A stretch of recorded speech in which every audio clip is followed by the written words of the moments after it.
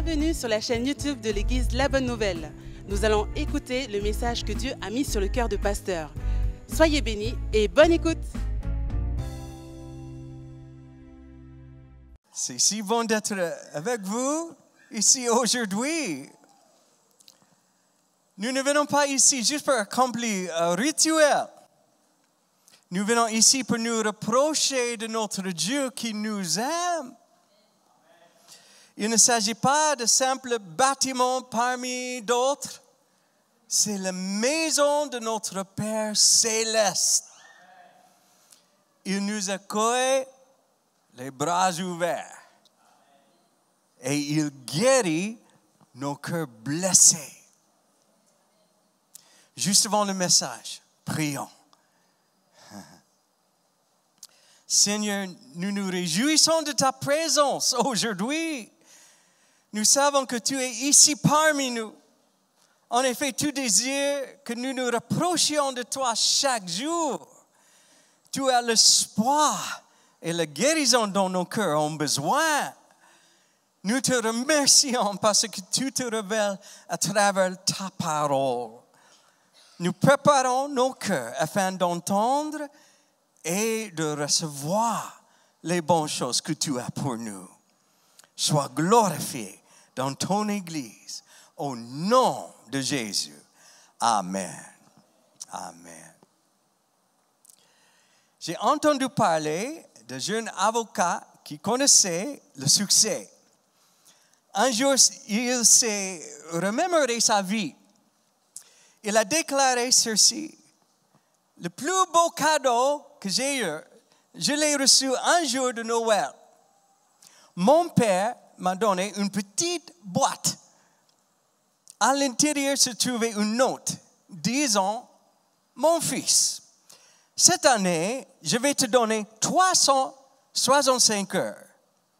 Je vais te donner 1 heure par jour après le dîner. Cette heure sera la tienne. Nous parlerons de ce que tu voudras. Nous irons où tu voudras. Nous jouerons à ce que tu voudras. Ce sera ton heure. L'avocat a déclaré: mon père a non seulement tenu sa promesse, mais chaque année, il a aussi renouvelé. Et c'est le plus beau cadeau que j'ai reçu de ma vie. Je suis le résultat de son temps. Je serai honnête avec vous. Quand j'ai lu cela pour la première fois, j'ai été un peu ému. Les pères ont une énorme influence sur leurs enfants. Leur impact se poursuit jusqu'à l'âge adulte. Je sais que cette salle est remplie de souvenirs et de sentiments variés à l'égard des pères. Pour certains, ils gardent de merveilleux souvenirs. Pour d'autres, ils sont hantés par des souvenirs terribles et douloureux. Pour d'autres encore, leur père était absent pour une raison quelconque. Peut-être que vous avez été abandonné et que votre mère ou vos grands-parents ont dû vous prendre en charge. Et par moment, vous vous êtes demandé à quoi ça ressemble d'avoir un père attentionné dans sa vie. Quelqu'un qui te protège, te guide et t'inspire. Si c'est un sujet sensible pour vous, je veux que vous sachiez que je comprends. Mon désir n'est pas d'aggraver la douleur que vous ressentez. Cependant, si nous voulons un jour arriver à un moment de guérison profonde, c'est un sujet qui doit être abordé. Pourquoi? Parce que nous projetons souvent sur notre Père céleste les sentiments que nous éprouvons à l'égard de notre Père terrestre. C'est pour cette raison que certaines personnes ne préfèrent pas considérer Dieu comme un père. Mais il ne fait aucun doute que Dieu est notre Père céleste et que nous devons mieux le connaître. Cette année, nous avons parlé de suivre Jésus. Nous avons également parlé de vivre dans la puissance du Saint-Esprit. Nous allons maintenant parler de notre Père céleste. La première chose que je veux vous dire à son sujet est aussi le titre que j'ai donné à cette série. Votre Père céleste vous aime. Certains pourraient avoir du mal à y croire à cause de leur expérience avec leur Père terrestre. Mais je le déclarerai dans chaque message de cette série. Votre Père céleste vous aime. Je tiens à préciser dès le début que je ne suis pas en train de rabaisser votre Père terrestre. Non. J'ai été très ouvert dans le passé concernant mes difficultés liées à ma propre relation avec mon Père. Et l'un des meilleurs jours de ma vie a été celui où Dieu m'a dit, tu sais, tu es aussi humain que lui. Tu as tout autant besoin de ma grâce que ton Père. Ce fut un moment de guérison et de libération pour moi. J'ai été rendu humble. J'ai aussi besoin de grâce. Cela m'a motivé à détourner mes yeux de mon Père terrestre et à fermement les fixer sur mon Père céleste. Il a le pouvoir de guérir les souvenirs douloureux qui persistent. Et même si vous avez été abandonné, il ne vous abandonnera jamais. Psaume chapitre 27, verset 10. Car mon père et ma mère m'abandonnent, mais l'Éternel me recueillera. J'ai été grandement inspiré et touché par un des livres de l'auteur et pasteur Louis Giglio. Il s'intitule « Pas abandonné ». Il est tellement bon de savoir que quelles que soient nos expériences avec nos parents terrestres, bons ou mauvaises, notre Père céleste nous accueillera.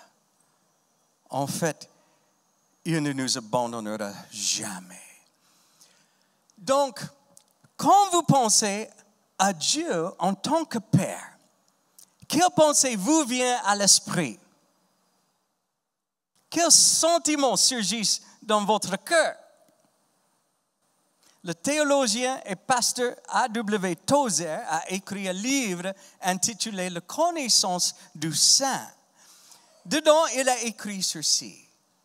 Ce qui nous vient à l'esprit lorsque nous pensons à Dieu est la chose la plus importante qui nous concerne.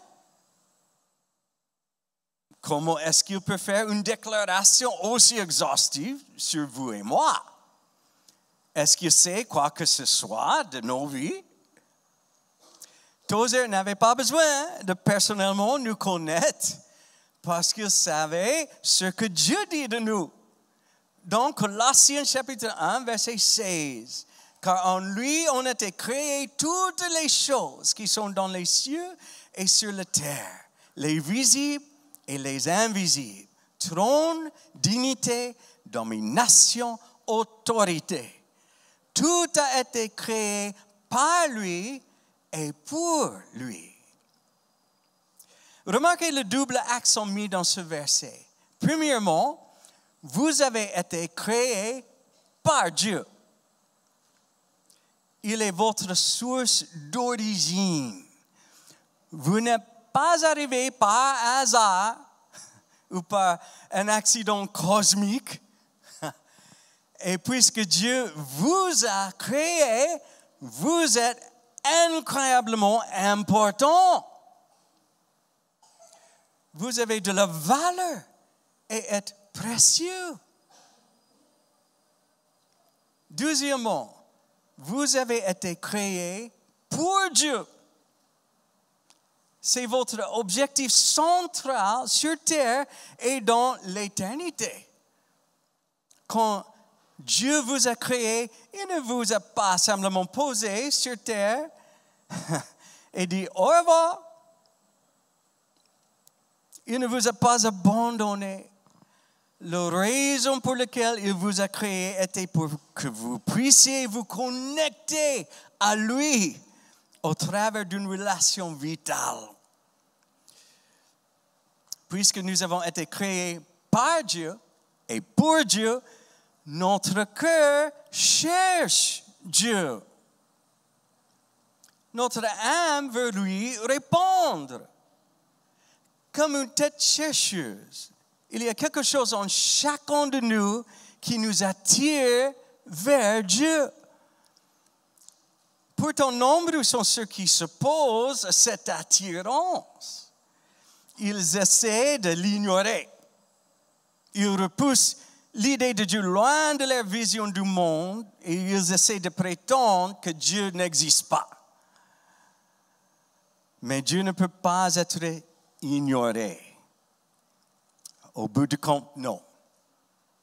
Au final, tout le monde cède à l'attirance et pense au moins à Dieu, même s'ils ne l'admettent jamais à haute voix. C'est parce que la force qui nous attire vers Dieu est directement intégrée dans notre âme. Nous avons été conçus pour sentir cette attirance en nous.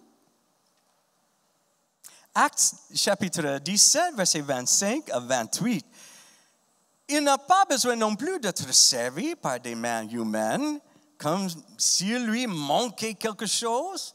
Au contraire, c'est lui qui donne à tous les êtres la vie, le souffle et toutes choses. À partir d'un seul homme, il a créé tous les peuples pour qu'ils habitent toute la surface de la terre. Il a fixé des périodes déterminées et établi les limites de leur domaine.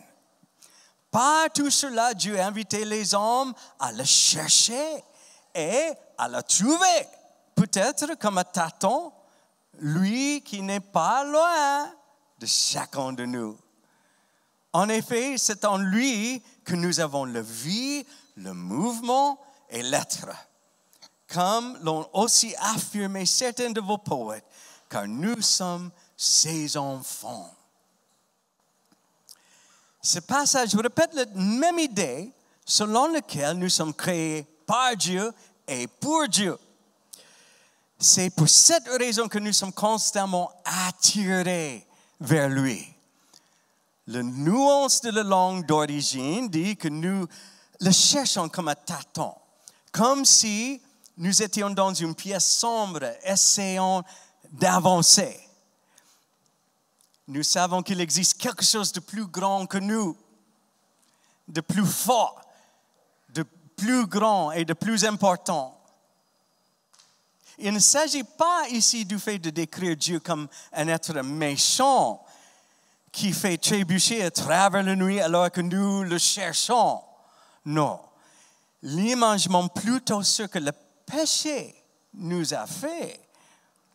Le péché nous a aveuglés et nous empêche de voir celui qui nous a créés pour lui. Le péché nous amène à chercher des choses moindres qui, au final, ne peuvent pas satisfaire le désir de notre cœur. Heureusement, nous découvrons que Dieu n'est pas loin de chacun de nous. Un peu plus loin dans son livre, Tozer a également écrit ceci. Nous avons tendance par une loi secrète de l'âme à nous diriger vers notre image mentale de Dieu. Ceci étant le cas, il est certain que nous devons avancer vers la bonne image mentale de Dieu. Nous devons avoir une image exacte et vraie de lui. Certains d'entre nous avancent peut-être vers une image erronée ou nuisible puisque cette image mentale est la chose la plus importante à notre sujet, elle doit être correcte. Donc, dans votre esprit, à quoi ressemble Dieu?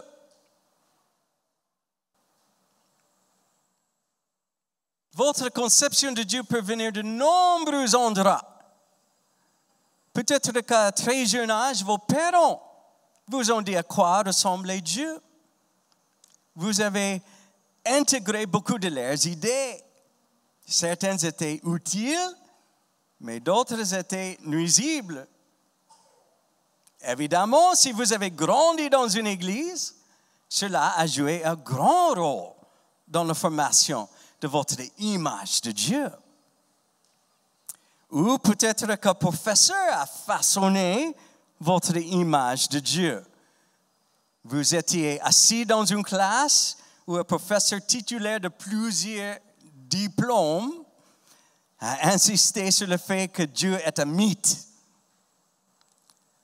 Donc cela a façonné votre image de Dieu. Ou peut-être que vos amis ont influencé vos opinions sur Dieu. Il se peut aussi que vous ayez laissé vos expériences de vie définir Dieu. Peut-être que dans votre esprit, Dieu n'est pas intervenu pour vous. D'une certaine manière, il vous a déçu. Et cela a façonné ce que vous pensez de Dieu. Il existe de nombreuses façons étranges dont les gens se représentent Dieu dans leur esprit. Voyez si l'une d'entre elles vous est familière. Certains le considèrent comme un vieil homme. C'est Dieu grand-père. Il a une longue barbe et est le plus souvent déconnecté des temps modernes. Certains le considèrent comme un Dieu qui garde des points. Il est toujours en train d'établir des règles et d'évaluer vos performances. Vous devez essayer encore et encore de marquer des points et d'avoir de bonnes notes. Certains le voient comme un Dieu de la force cosmique. Ils le considèrent comme une sorte d'énergie ou de lumière positive. Quand les gens ont cette image de Dieu, ils parlent souvent de spiritualité. Pourtant, ils ne décrivent pas un Dieu que vous pouvez connaître personnellement. Certains le voient comme un Dieu en colère, qui aime punir les gens. Ce Dieu ne vous aime pas trop. Il a hâte de vous frapper avec son éclair de destruction. Il ne sourit jamais. Certains le voient comme un Dieu concierge. Ce Dieu est un majordome personnel dans le ciel. Il est juste là pour vous donner ce que vous voulez. Vous ne faites appel à lui que lorsque vous avez besoin d'aide. Puis, quand vous n'avez plus besoin de lui, il s'en va. Il existe de nombreuses autres images de Dieu que les gens ont imaginées. Celles que j'ai mentionnées sont si importantes qu'il est probable que vous avez un peu de chacune d'elles tissées dans vos pensées. Ou peut-être que vous voyez Dieu de manière complètement différente. Mais peu importe comment vous le voyez, le nouvel encourageant est que Dieu, le vrai Dieu, ne reste pas les bras croisés dans cette conversation. Il veut que vous sachiez qui il est.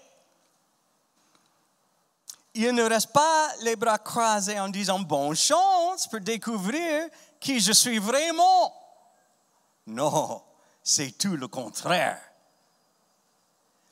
Il a surmonté tous les obstacles possibles pour vous montrer qui il est et à quoi il ressemble. Dieu désire plus être trouvé par vous que vous désirez le trouver. Il veut que vous le connaissiez Et il veut que vous sachiez à quel point il vous aime.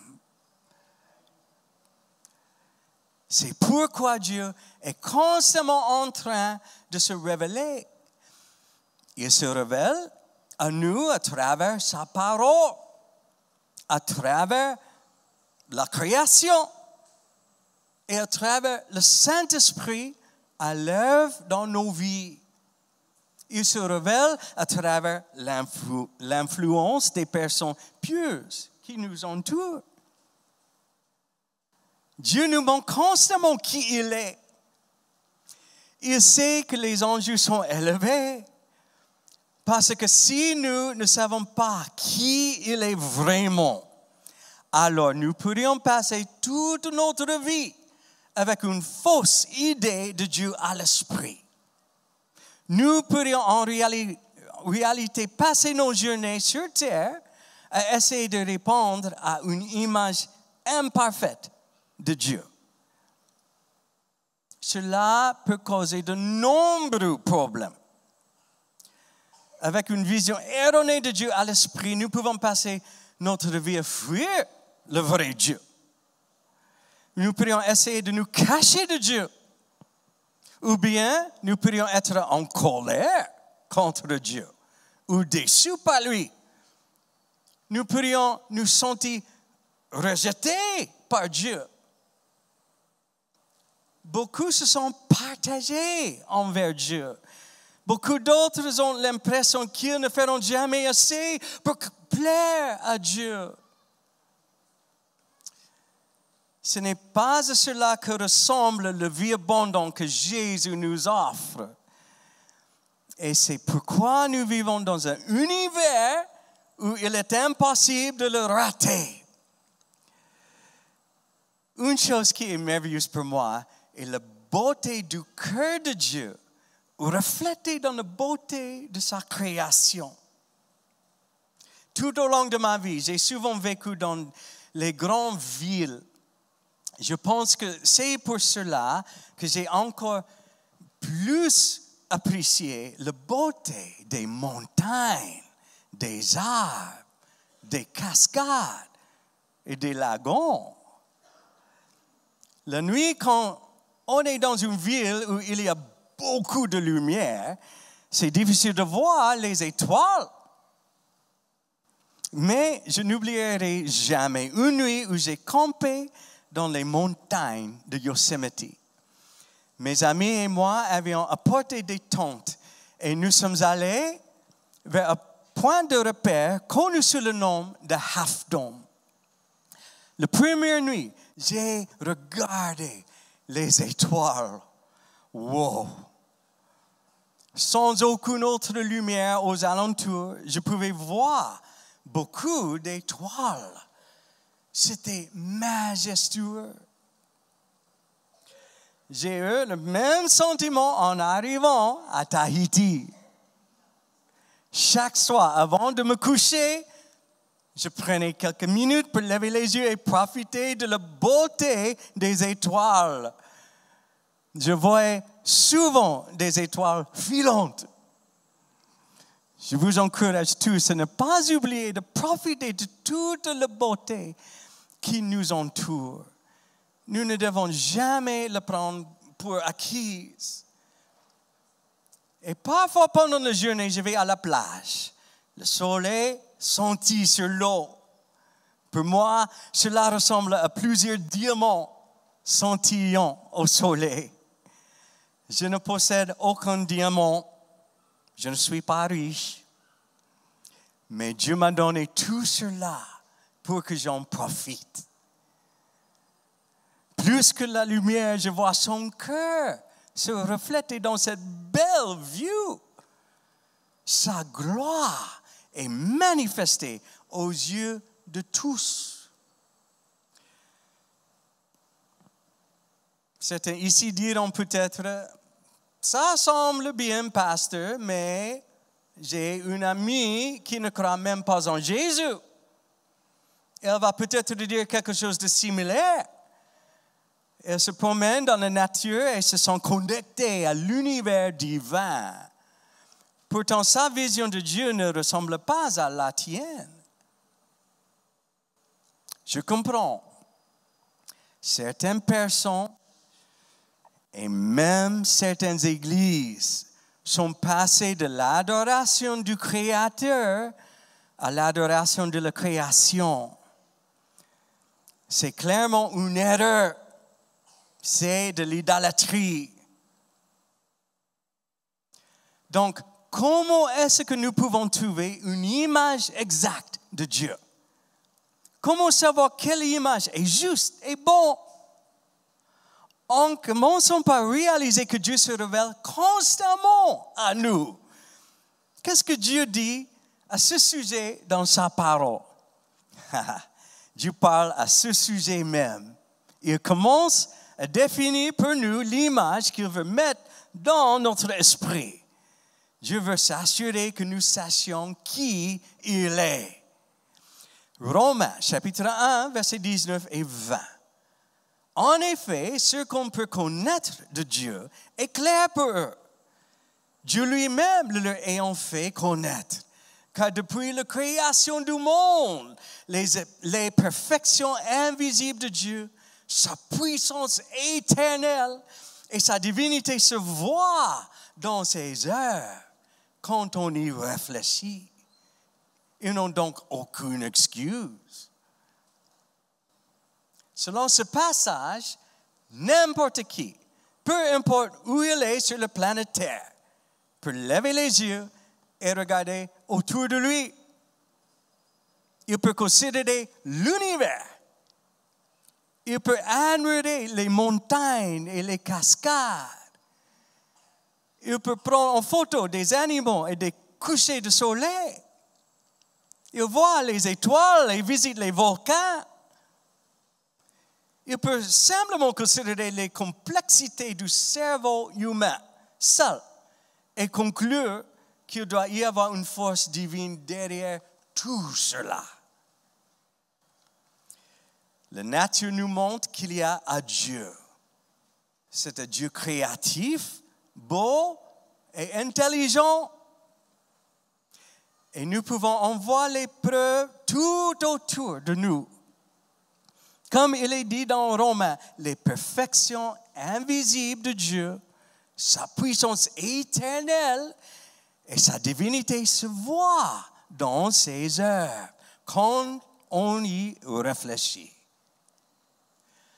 Donc, les gens n'ont aucune excuse pour leur incrédulité. Lorsque l'on considère à quel point l'univers est vaste et énorme, la plupart des gens ne peuvent s'empêcher d'être attirés vers un être divin. Il est clair et évident qu'il est plus grand que nous tous. Mais en plus de laisser des indices partout dans sa création, Dieu est encore plus précis en nous disant à quoi il ressemble. Nous voyons dans Hébreux une révélation encore plus grande. Premièrement, la création révèle Dieu, comme le souligne le passage de l'Épître aux Romains. Ensuite, l'auteur de Hébreux clarifie vraiment les choses pour nous. Dans Hébreux, chapitre 1, versets 1 à 3. Après avoir autrefois, à plusieurs reprises et de plusieurs manières, parlé à nos pères par les prophètes, Dieu, dans ces derniers temps, nous a parlé par le Fils, qu'il a établi héritier de toutes choses, par lequel il a aussi créé le monde, et qui, étant le reflet de sa gloire et l'empreinte de sa personne, et soutenant toutes choses par sa parole puissante, a fait la purification des péchés et s'est assis à la droite de la majesté divine dans les lieux très hauts. Les prophètes de l'Ancien Testament révèlent Dieu d'une manière encore plus spécifique que la création ne le révèle. Ils pointent les gens vers le Messie qui devait venir. Mais la révélation totale et complète est donné avec la venue du Messie. Regardez cette phrase de plus près. Lorsque Jésus, le Fils de Dieu, est arrivé sur la planète Terre, il est décrit comme étant le reflet de la gloire de Dieu et l'empreinte de sa personne. Il est la représentation exacte de son être. En d'autres termes, Jésus nous a clairement montré qui est Dieu. Dieu nous a montré qui il est en envoyant Jésus. Jésus était une image vivante de Dieu sur terre. Parce que Dieu voulait que nous ayons une image incontestablement claire de ce à quoi il ressemble. Il a envoyé Jésus dans les pages de l'histoire humaine. 2 Corinthiens chapitre 4, verset 6. Car Dieu qui a dit, la lumière brillera du sein des ténèbres. Il a fait briller la lumière dans nos cœurs pour faire resplendir la connaissance de la gloire de Dieu sur la face de Christ. Ne ratez pas ces deux puissantes vérités. Premièrement, Dieu nous a donné la lumière de la connaissance de sa gloire. Deuxièmement, cette connaissance de la gloire de Dieu se trouve dans le visage de Christ. Je veux souligner cette vérité tout au long de cette série. Nous devons voir à quel point elle est exceptionnelle. La vie de Jésus est enregistrée dans les pages des Écritures. C'est en partie pour que nous puissions savoir ce qu'il a fait, oui, et ce qu'il a défendu. C'est pour nous montrer ce qu'il est venu offrir au monde, mais elle est également enregistrée afin que nous puissions savoir à quoi ressemble un Dieu glorieux. Jésus a dessiné sur le toile une image de qui est Dieu. Désormais, nous pouvons tous voir et savoir qui il est. Nous pouvons répondre à Dieu de la bonne manière.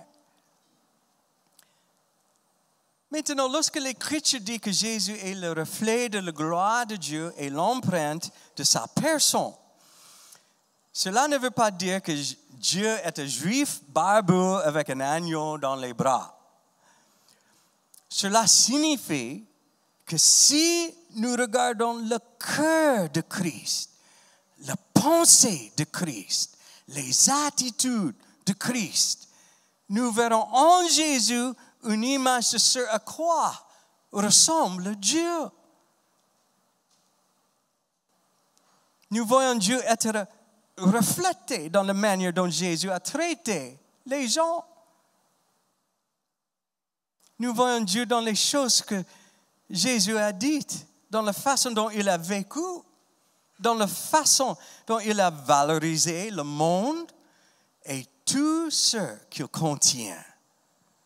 En Jésus, Dieu dit très clairement, me voici. Voici l'image la plus précise de moi que je puisse vous donner.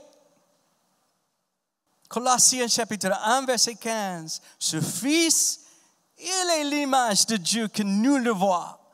Il est le premier-né de toute création. La vie et la mort de ce charpentier de Nazareth nous en apprennent beaucoup sur Dieu. Nous apprenons que Dieu est puissant, saint et maître de toutes choses. Il est amour, attentionné et bon. Il est généreux, compatissant et il est plus grand que toutes choses. Pourtant, il y a quelque chose d'encore plus étonnant que Jésus nous enseigne à propos de Dieu. C'est une vérité révolutionnaire qui nous rend vraiment libres afin que nous devenions tous ceux pourquoi Dieu nous a créés. L'image numéro 1 de Dieu que Jésus nous peint encore et encore est celle de Dieu le Père. Il est notre parfait Abba, Père. Assurez-vous d'entendre cette vérité aujourd'hui. De toutes les choses que Jésus nous enseigne sur Dieu, la grande idée qu'il cherche à nous faire comprendre est que Dieu est un Père. Dieu veut que vous le connaissiez et il vous invite à l'appeler Père. Il veut que vous sachiez que vous pouvez vivre comme un enfant aimé de Dieu. Tu es un fils bien-aimé, une fille bien-aimée. Et il veut que vous viviez sous la cascade de sa bénédiction. Jésus nous le montre tant dans son enseignement que dans sa relation avec son Père. Je vous encourage à suivre fidèlement cette série alors que nous suivons cette feuille de route que Jésus nous a donnée. Ce faisant, nous arriverons à une vision plus exacte de Dieu. Après tout, qui peut nous donner cette vision exacte de Dieu mieux que son propre Fils? Nous savons par la parole que Dieu est éternel. Il a toujours existé et existera toujours. Nous savons aussi que Dieu est amour. Dieu le Père, Dieu le Fils et Dieu le Saint-Esprit ont exprimé leur amour les uns les autres dans toute l'éternité. Et ils nous ont invités dans cette relation. Ils n'ont pas seulement envoyé une invitation, ils ont préparé un moyen pour que nous y soyons avec eux. Quel endroit merveilleux, joyeux, saint, impressionnant et guérissant où être. Je ne connais pas vos souvenirs, vos pensées ou vos sentiments concernant la paternité. Vous avez peut-être vécu une expérience merveilleuse. Vous avez peut-être vécu une expérience douloureuse. Quoi qu'il en soit, ne laissez pas cela vous empêcher de grandir dans votre connaissance de qui est réellement Dieu le Père. Jésus est venu nous révéler son Père. Venez et soyez rassurés, soyez encouragés, soyez nourris, soyez motivés et mis au défi et soyez guéris.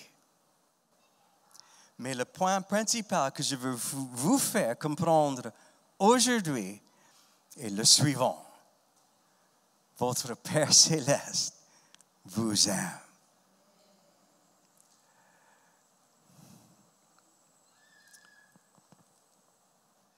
Je termine par les paroles de Jésus dans Luc chapitre 10, verset 22. Mon Père a remis toutes choses entre mes mains. Personne ne sait qui est le Fils si ce n'est le Père, et personne ne sait qui est le Père si ce n'est le Fils, et celui à qui le Fils veut le révéler. J'aimerais que les musiciens reviennent. Et permettez-moi de vous demander, quelle est votre image mentale de Dieu? Je pense que nous ne réalisons même pas à quel point nous avons été influencés par les opinions et les actions des autres. Beaucoup parlent avec beaucoup de confiance et d'autorité sur comment est Dieu. Mais est-ce que leurs paroles et leurs actions correspondent à ce que la parole de Dieu révèle sur Dieu? Si nous progressons vers notre image mentale de Dieu, alors nous devons nous assurer qu'il s'agit d'une image exacte. Jésus donne cette image exacte dans la parole de Dieu. Je ne suis pas ici pour juste donner une autre opinion. Je suis ici pour vous montrer Jésus et sa parole. Et je crois qu'à mesure que nous allons comprendre qui est réellement Dieu, nous allons en fait commencer à croire que notre Père Céleste nous aime vraiment. Prions.